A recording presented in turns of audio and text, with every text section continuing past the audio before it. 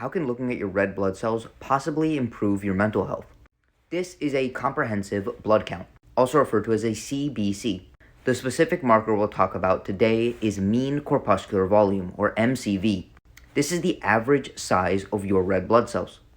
Vitamin B6 is a micronutrient that is necessary for proper synthesis of hemoglobin, a protein extremely important for the shape, size, color, and function of your red blood cells. B6 deficiency causes microcytic anemia, which is the presence of smaller than normal red blood cells, specifically microcytic hypochromic anemia, small red blood cells that have a decrease in the red color. They are low in red color because hemoglobin is the protein that gives your red blood cells their red color. So a B6 deficiency is a very common risk factor for microcytic anemia. In my opinion, B6 is pretty amazing, because not only is it important for our red blood cells, but it's also necessary for the production of neurotransmitters. B6, also known as pyridoxine, is necessary for the production of GABA, epinephrine, dopamine, and serotonin. Dopamine, serotonin, and norepinephrine are all associated with mood disorders such as the inability to concentrate, low energy, and more commonly anxiety and depression. And low GABA concentrations is extremely highly correlated with symptoms and the prevalence of ADHD.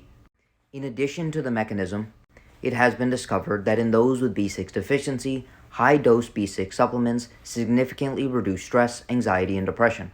And vitamin B6 is associated with less depressive symptomology, specifically if you're an elderly person living in Massachusetts.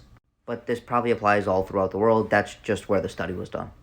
If you have multiple different symptoms that associate with a single factor, I think one of the best first steps is to do a dietary recall. Track all of your food in Chronometer. Additionally, take into account if you're taking any supplements containing B6.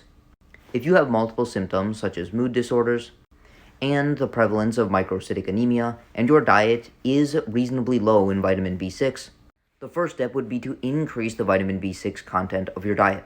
This is mainly done through animal products, potatoes, and tofu, and to a minor extent bananas, avocados, and nuts.